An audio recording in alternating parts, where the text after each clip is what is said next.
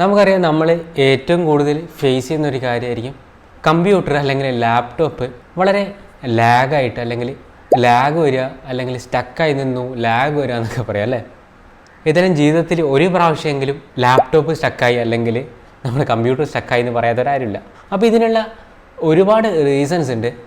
പക്ഷേ നമുക്ക് വളരെ ഫാസ്റ്റ് ആയിട്ടുള്ള ഒരു പെർഫോമൻസും അതുപോലെ റെസ്പോൺസിബിൾ ആയിട്ടുള്ള ഒരു ഓപ്പറേറ്റിംഗ് സിസ്റ്റം ഒക്കെ വേണമെന്നുണ്ടെങ്കിൽ നമുക്കറിയാം അതിൻ്റെ സ്റ്റോറേജ് ടൈപ്പ് ഒന്ന് മാറ്റിയാൽ തീർച്ചയായിട്ടും നല്ലൊരു അനുഭവമായിരിക്കും അല്ലേ. ഏതായാലും ഇത്രയും പഴയ മാക്ബുക്ക് പ്രോ 2012 അത് ഹാർഡ് ഡിസ്ക് ആയിട്ട് ഇൻബിൽട്ട് ആയിട്ട് വരുന്നതാണ്. ഏതായാലും ഇത് ഞാനൊന്ന് SSDയിലേക്ക് കൺവേർട്ട് ചെയ്യണം.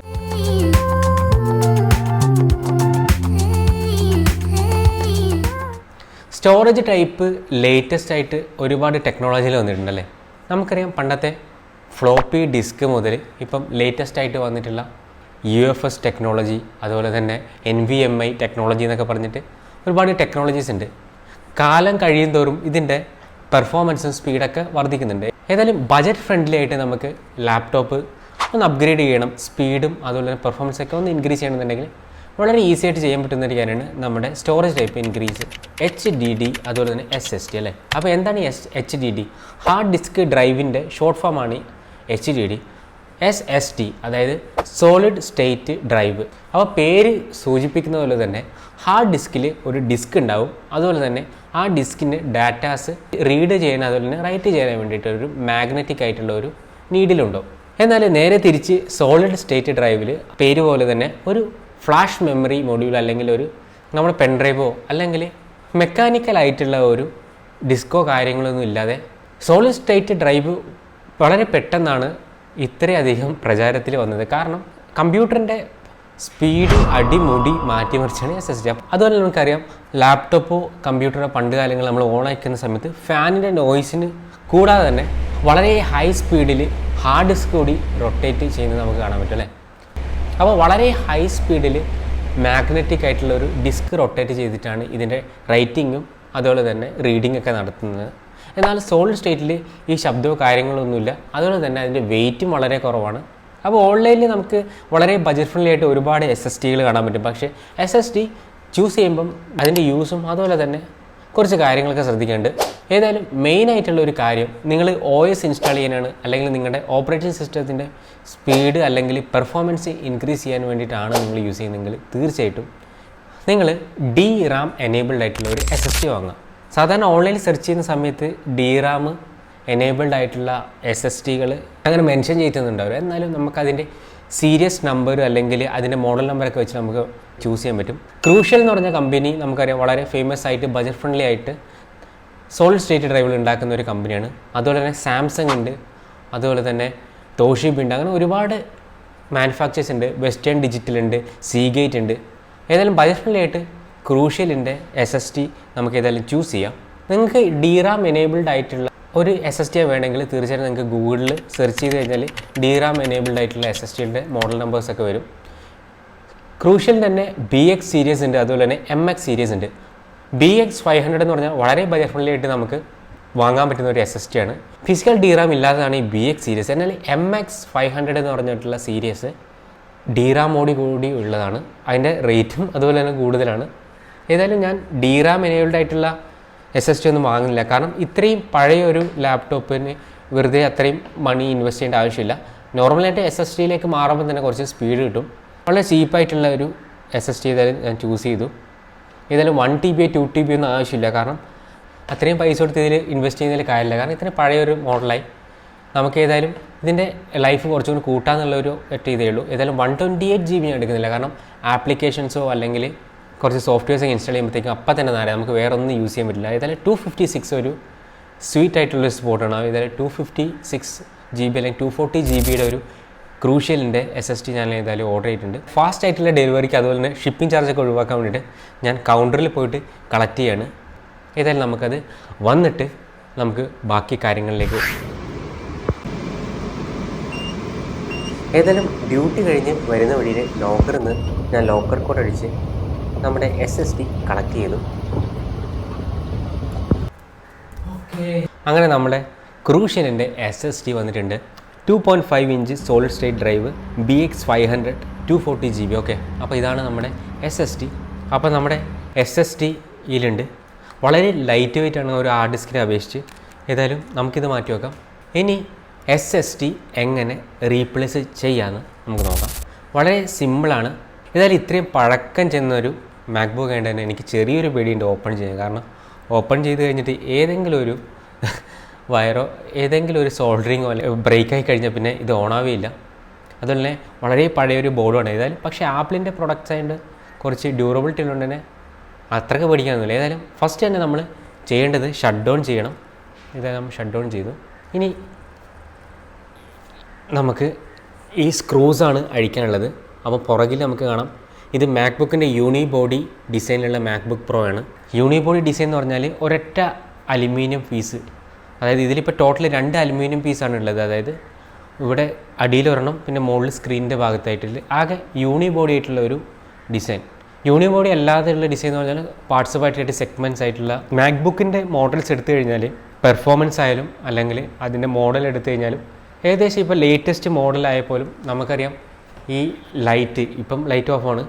ഇതിൻ്റെ യൂണീക്കായിട്ടുള്ള ഫീച്ചർ ഈ ലൈറ്റ്. അപ്പോൾ ഈ ലൈറ്റ് ഒരു 2016-17 ആകുമ്പോഴത്തേക്കും എനിക്ക് തോന്നുന്നു ഈ ലൈറ്റ് റിമൂവ് ചെയ്തു. കാരണം ഇത് ഒരുപാട് എനർജി കൺസ്യൂം ചെയ്യുന്നൊക്കെ ഉള്ളൊരു റൂമറുള്ളതുകൊണ്ടായിരിക്കാം. പക്ഷേ എനിക്ക് ഏതായാലും ഈ ലൈറ്റുകൾ തന്നെയായിരുന്നു ഇഷ്ടം. ഇപ്പം ഇത് വെറും ഒരു ലോഗോ മാത്രമായിട്ട് വരുന്നുണ്ട്. ഇതെല്ലാം നമുക്കിത് എങ്ങനെ അഴിക്കാൻ നോക്കാം. അപ്പോൾ നമുക്ക് ഈ സ്ക്രൂസൊക്കെ അഴിച്ച് നമുക്ക് എങ്ങനെ റിമൂവ് ചെയ്യുന്നത് ഞാനിപ്പോൾ കാണിച്ചു തരാം. ഇതിൻ്റെ ഉള്ളിലിപ്പം എന്തൊക്കെ സെറ്റപ്പാണ് ചെയ്ത് വെച്ചതെന്ന് നമുക്കറിയില്ല. കാരണം ഇത് സെക്കൻഡ് ഹാൻഡ് വാങ്ങിയൊരു ലാപ്ടോപ്പാണ്. അപ്പം ഏതായാലും ഇതിൻ്റെ കോമ്പണൻസൊക്കെ മിക്കവാറും റീപ്ലേസ് ചെയ്തിട്ടൊക്കെ ഉണ്ടാവും. SSDയുടെ ഒപ്പം ഒരു ഹാർഡ് ഡിസ്ക് കൂടെ പെയർ ചെയ്ത് ഉപയോഗിച്ച് കഴിഞ്ഞാൽ നമുക്ക് സ്റ്റോറേജ് കപ്പാസിറ്റിക്ക് ഇൻക്രീസ് ചെയ്യാം. പക്ഷേ ഞാൻ അതിലൊന്നും അധികം തൊടാൻ പോകുന്നില്ല. കാരണം നമ്മൾ SSD ഇൻസ്റ്റാളേഷൻ ചെയ്ത് HDD കൂടെ ആഡ് ചെയ്ത് കഴിഞ്ഞാൽ ചിലപ്പം ഇത്രയും ഓൾഡായിട്ടുള്ള ഒരു മാക്ബുക്ക് ആയതുകൊണ്ട് തന്നെ എന്തെങ്കിലും ഒരു എറർ വന്നു കഴിഞ്ഞാൽ മൊത്തം മാക്ബുക്ക് വർക്ക് ചെയ്യണ്ടാവും. അതുകൊണ്ട് ഏതായാലും ഞാൻ അധികം മറ്റുള്ള കോമ്പൗണ്ട്സ് ഒന്നും തൊടാതെ ഇത് മാത്രമായിട്ട് സെപ്പറേറ്റ് ചെയ്ത് ആരും ഒന്നും അറിയാതെ നമ്മൾ വർക്ക് ചെയ്യുന്ന അറിയില്ലേ, അതേപോലെ നമുക്ക് ഇത് റീപ്ലേസ് ചെയ്തിട്ട് വരാം. അതുപോലെ തന്നെ റാം മൊഡ്യൂളും കൂടെ അപ്ഗ്രേഡ് ചെയ്യുകയാണെങ്കിൽ തീർച്ചയായിട്ടും നല്ലൊരു പെർഫോമൻസ് കിട്ടും. അങ്ങനെ നമ്മുടെ മാക്ബുക്ക് അഴിക്കാൻ പോവുകയാണ്. ഫസ്റ്റ് ടൈമാണ് ഞാൻ ഏതായാലും അഴിക്കാൻ പോകുന്നത്. ഏതായാലും പുറകിലെ ബാക്ക് കവർ നമുക്ക് റിമൂവ് ചെയ്യാം. സ്ക്രൂസ് ഉണ്ട് ഒരുപാട്. ഒരു സ്റ്റാർ ഷേപ്പിലുള്ള ഒരു സ്ക്രൂ ഡ്രൈവർ മതിയായിരിക്കും നമുക്കിതൊക്കെ റിമൂവ് ചെയ്യാൻ. അപ്പോൾ ഏതായാലും സ്ക്രൂസൊക്കെ ഞാൻ റിമൂവ് ചെയ്തു. ഇനി പതുക്കെ നമുക്ക് ആ ബാക്ക് പാനലൊന്ന് റിമൂവ് ചെയ്യാം.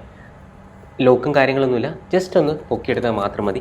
ഇതാണ് നമ്മുടെ SSD. ഏതായാലും SSD പുറത്തെടുക്കാം. ഏകദേശം നിങ്ങൾക്ക് ഹാർഡ് ഡിസ്കിൻ്റെയും അതുപോലെ തന്നെ ഒപ്റ്റിക്കൽ ഡ്രൈവിൻ്റെയും CPU ഫാനിൻ്റെയും അതുപോലെ മദർ ബോർഡിൻ്റെ ഒക്കെ ലൊക്കേഷൻ മനസ്സിലായിട്ടുണ്ടാവും അല്ലേ. നമുക്ക് ആ OS എന്ന് എഴുതിയിട്ടുള്ള ആ ഹാർഡ് ഡിസ്ക്കാണ് നമുക്ക് മാറ്റേണ്ടത്. ഏതായാലും തുറന്നപ്പോൾ തന്നെ എനിക്കൊരു കാര്യം മനസ്സിലായി, എന്തൊക്കെയോ കോമ്പോണൻസ് ഇവർ റിമൂവ് ചെയ്തിട്ടുണ്ട്. ഏതായാലും നോർമലി ഹാർഡ് ഡിസ്കിന് റിമൂവ് ചെയ്യാൻ വേണ്ടിയിട്ട് ഒരു ലോക്ക് മെക്കാനിസം ഉണ്ട്, അല്ലെങ്കിൽ ഒരു സ്ക്രൂവും അതുപോലെ തന്നെ അതിൻ്റെ ഒരു എൻക്ലോസ് ചെയ്തിട്ടുള്ള ഒരു ലോക്കും കാണും. പക്ഷേ അതൊന്നും കാണാനില്ല. ഏതായാലും അത് പോട്ടെ എന്ന് വിചാരിച്ചിട്ട് ഞാൻ നേരെ ഹാർഡ് ഡിസ്ക് ഒന്ന് തുറന്നു നോക്കി. അതാണ് ഏറ്റവും കൂടുതൽ എന്നെ ഞെട്ടിച്ച് കളഞ്ഞത്. അതായത് ഡബിൾ സൈഡ് ടോപ്പ് വെച്ചിട്ട് കണ്ടില്ലേ, അത് വെച്ചിട്ട് ഹാർഡ് ഡിസ്ക് അവിടെ വെച്ചിരിക്കുകയാണ്. ഏതായാലും സാറ്റ കേബിൾ നമുക്ക് റിമൂവ് ചെയ്യാം. എന്നിട്ട് നമ്മുടെ SSD എങ്ങനെയെങ്കിലും ഇതിൻ്റെ ഉള്ളിൽ ഫിറ്റ് ചെയ്യാന്നുള്ള അവസാനത്തെ തന്ത്രത്തിലേക്കാണ് ഞാൻ എത്തിയത്. അതുമാത്രമല്ല വേറൊരു കാര്യം കൂടിയുണ്ട്. അതായത് സാധാരണ രീതിയിൽ ഹാർഡ് ഡിസ്കിൻ്റെ കറക്റ്റ് പൊസിഷനും കിട്ടാൻ വേണ്ടിയിട്ട് ഒരു സ്ക്രൂവും കൂടെ എക്സ്ട്രാ ആയിട്ട് അതിൽ വരും. അതായത് 4 സൈഡിൽ 4 സ്ക്രൂ ആയിട്ട്. അപ്പം അതും ഇതിൽ മിസ്സിംഗ് ആണ്. ഏതായാലും നമുക്ക് നമ്മുടെ SSD കണക്ട് ചെയ്യാം. ഇനിയിപ്പം SSD കണക്ട് ചെയ്ത് OS ഒക്കെ ഇൻസ്റ്റാൾ ചെയ്തിട്ട് നമുക്ക് നോക്കാം. ഏതായാലും വേറെ വഴിയൊന്നുമില്ല. ഇനിയിപ്പോൾ പുതിയ എൻക്ലോസർ വാങ്ങാനോ അല്ലെങ്കിൽ സ്ക്രൂസൊക്കെ ടൈറ്റ് ചെയ്തിട്ട് നോർമലായിട്ട് ഇൻസ്റ്റാൾ ചെയ്യാനൊന്നും നോക്കുന്നില്ല. ഏതായാലും സേഫായിട്ടുള്ള രീതിയിൽ ഞാൻ ഏതായാലും ഇത് ഇൻസ്റ്റാൾ ചെയ്ത് വെക്കാം. അങ്ങനെ ഒരുവിധം വളരെ സേഫായിട്ട് SSD ഇൻസ്റ്റാൾ ചെയ്തിട്ടുണ്ട്. ഇനി നമുക്ക് ബാക്ക് കവർ ഇട്ട് നമ്മുടെ മാക്ബുക്കിൽ OS ഇൻസ്റ്റാൾ ചെയ്യാം. സാധാരണ രീതിയിൽ ഇങ്ങനെ SSD ഇൻസ്റ്റാൾ ചെയ്ത് കഴിഞ്ഞാൽ നമുക്ക് ഫ്രഷ് ആയിട്ടുള്ള സോഫ്റ്റ്വെയർ ഇൻസ്റ്റാൾ ചെയ്യണമെന്നൊന്നുമില്ല. നമ്മുടെ ഹാർഡ് ഡിസ്കിലുള്ള ഡാറ്റാസ് അതേപോലെ ക്ലോൺ ചെയ്തിട്ട് നമ്മുടെ SSDയിലേക്ക് മാറ്റാൻ പറ്റും. അങ്ങനെ ഒരുപാട് ക്ലോണിങ് സോഫ്റ്റ്വെയർസ് ഉണ്ടാവും. അപ്പോൾ ഒരു ക്ലോണിങ് സോഫ്റ്റ്വെയർ ഉപയോഗിച്ച് കഴിഞ്ഞാൽ തീർച്ചയായിട്ടും നമ്മുടെ HDDയിലുള്ള സാധനം SSDയിലേക്ക് മാറ്റാൻ പറ്റും. പക്ഷേ ഞാൻ ഏതായാലും എൻ്റെ ഡാറ്റാസ് ഒന്നും അധികം ഹാർഡ് ഡിസ്കിൽ ഇല്ലാത്തതുകൊണ്ട് തന്നെ ഒരു ഫ്രഷ് ഇൻസ്റ്റാളേഷൻ തന്നെയാണ് ചെയ്യുന്നത്. ഓക്കെ, അങ്ങനെ നമ്മുടെ SSD ഇൻസ്റ്റാളേഷൻ കഴിഞ്ഞിട്ടുണ്ട്. അതുപോലെ തന്നെ നമ്മുടെ OS ഇൻസ്റ്റാളേഷനൊക്കെ കഴിഞ്ഞിട്ടുണ്ട്. ഏതായാലും ഓപ്പൺ കോർ ലെഗസി പാച്ചർ വെച്ചിട്ടാണ് നമ്മളിത് ഇൻസ്റ്റാൾ ചെയ്തിട്ടുള്ളത്. അപ്പോൾ ഓപ്പൺ കോർ ലെഗസി പാച്ചർ ഉപയോഗിച്ചിട്ട് നമുക്ക് അൺസപ്പോർട്ടഡ് ആയിട്ടുള്ള മാക്ബുക്ക് നമുക്ക് വീണ്ടും ലേറ്റസ്റ്റ് OSലേക്ക് അപ്ഗ്രേഡ് ചെയ്യാൻ പറ്റും. അപ്പോൾ അതെങ്ങനെയാണെന്നുള്ളതൊക്കെ ഡീറ്റെയിൽ ആയിട്ട് ഞാനൊരു വീഡിയോ ചെയ്തിട്ടുണ്ട്. അപ്പോൾ തീർച്ചയായിട്ടും ഈ ലിങ്കിൽ ക്ലിക്ക് ചെയ്ത് നിങ്ങൾ തീർച്ചയായിട്ടും ആ വീഡിയോ കൂടി ഒന്ന് കാണാൻ ശ്രമിക്കുക. നിങ്ങളുടെ പഴയ ലാപ്ടോപ്പ് വെറുതെ വേസ്റ്റ് കൊട്ടയിൽ വലിച്ചെറിയാതെ നിങ്ങൾക്ക് അപ്ഗ്രേഡ് ചെയ്യാൻ പറ്റും. ഹാർഡ് ഡിസ്കിനെ അപേക്ഷിച്ച് എന്താ പറയുക, ഒരു 10 മടങ്ങ് ഫാസ്റ്റർ ആയിട്ടുണ്ട് ഇപ്പം എന്ന് പറയാം. കാരണം ഈ ഒരു ആപ്ലിക്കേഷൻ ഓപ്പൺ ചെയ്യുന്നതായിക്കോട്ടെ അല്ലെങ്കിൽ ബ്രൗസിങ് ആയിക്കോട്ടെ എല്ലാം വളരെ ഫാസ്റ്റ് ആയിട്ടുണ്ട്. നേരത്തെ ഞാൻ വീഡിയോ എഡിറ്റിങ്ങിന് വേണ്ടിയിട്ട് സോഫ്റ്റ്വെയർസ് ഡൗൺലോഡ് ചെയ്ത് നോക്കിയിരുന്നു. പക്ഷേ ഇതിൻ്റെ ലാഗ് കാരണം ഞാനത് ഉപേക്ഷിക്കുകയായിരുന്നു. കാരണം ഫോണിൽ തന്നെ എഡിറ്റ് ചെയ്യുന്നതായിരിക്കും നല്ലതെന്ന് ഞാൻ വിചാരിച്ചിട്ട് ഒരു പ്രൊജക്റ്റ് ക്രിയേറ്റ് ചെയ്തിട്ട് നമുക്ക് തീർച്ചയായിട്ടും വളരെ ഫാസ്റ്റായിട്ട് നമുക്ക് ഇപ്പോഴും എഡിറ്റ് ചെയ്യാൻ പറ്റും. പക്ഷേ ഹാർഡ് ഡിസ്ക് ഉണ്ടായിരുന്ന സമയത്ത് റീഡ് റൈറ്റ് സ്പീഡ് വളരെ സ്ലോ ആയതുകൊണ്ട് തന്നെ ഒരു ടൈം ലൈനിൽ ഇങ്ങനെ മൂവ് ചെയ്യാൻ തന്നെ വളരെ ഡിഫിക്കൽട്ടായിരുന്നു. കണ്ടില്ലേ, ഇപ്പം ആ ഫാസ്റ്ററായിട്ടുള്ള സ്റ്റോറേജ് ടൈപ്പ് ആയതുകൊണ്ട് തന്നെ വളരെ ഈസി ആയിട്ട് നമുക്ക് ഫാമിലിയിൽ മൂവ് ചെയ്യാൻ പറ്റും. അതുപോലെ അത്യാവശ്യം എഡിറ്റിംഗ് ഒക്കെ 4K എഡിറ്റിംഗ് ഒക്കെ നടക്കുമെന്ന് ഏതായാലും ടെസ്റ്റ് ചെയ്യണം. ഇതേതായാലും ഫുൾ HD ഉള്ളൊരു വീഡിയോ ആണ്. ഏതായാലും ഫുൾ HD വീഡിയോസ് സ്മൂത്തായിട്ട് നമുക്ക് എഡിറ്റ് ചെയ്യാൻ പറ്റുന്നുണ്ട്. ഏകദേശം 12 കൊല്ലം പഴക്കമുള്ള ഒരു ലാപ്ടോപ്പാണ്. എന്നിട്ടും ഇത് വളരെ സ്മൂത്തായിട്ട് വർക്ക് ചെയ്യുന്നുണ്ടെങ്കിൽ തീർച്ചയായിട്ടും അപ്രീഷിയേറ്റ് ചെയ്യേണ്ട കാര്യം തന്നെയാണല്ലേ.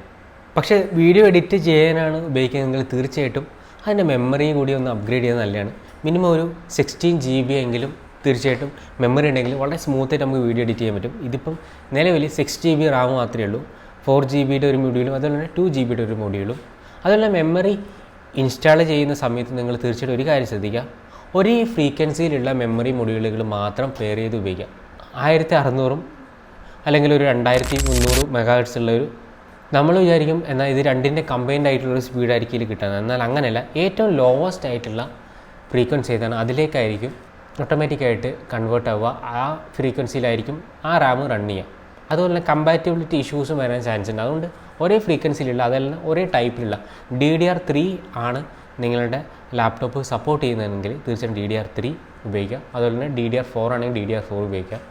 അപ്പോൾ ഇതാണ് മെമ്മറി മൊഡ്യൂളിൽ ശ്രദ്ധിക്കേണ്ടത്. അത് വളരെ ഈസി ആയിട്ട് റീപ്ലേസബിൾ ആയിട്ടുള്ള ഒരു സാധനമാണ് ഈ മെമ്മറി മൊഡ്യൂൾ. അപ്പോൾ അതുപോലെ തന്നെ SSD യൂസ് ചെയ്യുന്ന കാര്യത്തിൽ നിങ്ങൾ ശ്രദ്ധിക്കുക, SATA എന്ന് പറഞ്ഞിട്ടുള്ള ഒരു ഇൻ്റർഫേസിലായിരിക്കും ഈ SSD കണക്ട് ചെയ്തിട്ടുണ്ടാവുക. അപ്പോൾ SATA 1, SATA 2, SATA 3 ഇതൊക്കെ ഓരോ വർഷങ്ങളിൽ ഇറങ്ങിയിട്ടുള്ള അതിൻ്റെ വെർഷൻസാണ്. SATA 3 കമ്പാറ്റബിൾ ആയിട്ടുള്ള ഒരു SSD നിങ്ങൾ വാങ്ങിച്ചു കഴിഞ്ഞാൽ SATA 3 കമ്പാറ്റബിൾ ആയിട്ടുള്ള ഒരു മദർ ബോർഡോ അല്ലെങ്കിൽ ഒരു ലാപ്ടോപ്പിലേക്ക് തന്നെ കണക്ട് ചെയ്യാം. കാരണം SATA 3 ഹാർഡ് ഡിസ്കിന് വളരെ വലിയ പൈസ കൊടുത്ത് നിങ്ങൾ വാങ്ങിയിട്ട് SATA 1 സപ്പോർട്ട് ആയിട്ടുള്ള ഒരു മദർ ബോർഡിലേക്കാണ് നിങ്ങൾ കണക്ട് ചെയ്യുമെങ്കിൽ തീർച്ചയായിട്ടും ആ SATA 1ൻ്റെ ഫ്രീ സ്പീഡിൽ മാത്രമേ അത് കണക്ട് ആവുള്ളൂ. റിവേഴ്സ് കമ്പാറ്റബിൾ ആണ്, നിങ്ങൾക്ക് SATA 3 SATA 1ലേക്ക് ഉപയോഗിക്കാം. പക്ഷേ അതിൻ്റെ സ്പീഡ് എന്ന് പറഞ്ഞാൽ ഏറ്റവും ലോവസ്റ്റ് ആയിട്ടുള്ളതിലേക്ക് പോവാം. അപ്പം നമ്മൾ അത്രയും പൈസ കൊടുത്ത് വാങ്ങുന്നതിൽ കാര്യമില്ല. അപ്പോൾ അതിന് കമ്പാറ്റബിളായിട്ട് എന്തിൻ്റെയും കമ്പാറ്റബിലിറ്റി നോക്കിയിട്ട് തന്നെ തീർച്ചയായിട്ടും നിങ്ങൾ വാങ്ങുക. അതുപോലെ തന്നെ ഹാർഡ് ഡിസ്ക് നമുക്കിപ്പം ഇതിലിപ്പോൾ റിമൂവ് ചെയ്ത ഹാർഡ് ഡിസ്ക് ഉണ്ടല്ലോ. അപ്പോൾ ആ ഹാർഡ് ഡിസ്ക് നിങ്ങൾക്ക് ഒന്നെങ്കിൽ CADI എന്ന് പറഞ്ഞിട്ടുള്ള ഒരു കണക്ടർ ഉപയോഗിച്ചിട്ട് നിങ്ങൾക്ക് ഒപ്റ്റിക്കൽ ഡ്രൈവ് അല്ലെങ്കിൽ നമ്മുടെ ഡിസ്ക് ഡ്രൈവിന് പകരമായിട്ട് ഹാർഡ് ഡിസ്ക് ഉപയോഗിക്കാൻ പറ്റും സെക്കൻഡറി ആയിട്ട്. സാധാരണ രീതിയിൽ അത് കുറച്ച് കോംപ്ലിക്കേറ്റഡ്. അങ്ങനെ ചെയ്യണമെന്നുണ്ടെങ്കിൽ തീർച്ചയായിട്ടും എൻ്റെ ഒരു അഭിപ്രായത്തിൽ നിങ്ങൾ ഷോപ്പിൽ പോയി മാറുക, അല്ലെങ്കിൽ നിങ്ങൾക്ക് സ്വന്തമായിട്ട് തന്നെ ചെയ്യാം യൂട്യൂബിൽ വീഡിയോ കണ്ടിട്ട്. അല്ലെങ്കിൽ നിങ്ങൾക്കൊരു കാര്യം ചെയ്യാം, ഈ ഹാർഡ് ഡിസ്ക് നിങ്ങൾക്കൊരു എക്സ്റ്റേണൽ കേസ്, ചെറിയ പൈസക്ക് തന്നെ എക്സ്റ്റേണൽ കേസ് എന്ന് പറഞ്ഞിട്ട് ഇതിനെ USB വഴി നമുക്ക് കണക്ട് ചെയ്യാൻ പറ്റും.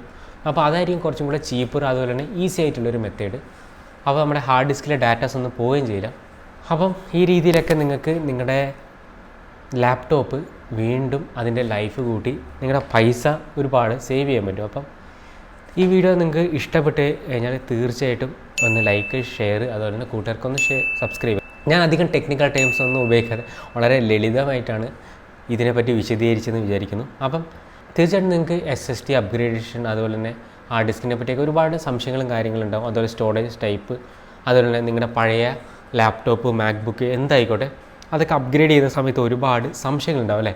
അപ്പോൾ തീർച്ചയായിട്ടും ആ സംശയങ്ങളൊക്കെ കമൻറ്റ് ബോക്സിൽ നിങ്ങൾ രേഖപ്പെടുത്തുക. അപ്പോൾ നമുക്ക് പുതിയൊരു വീഡിയോയിൽ വീണ്ടും കാണുന്നവരെ എല്ലാവർക്കും നമസ്കാരം.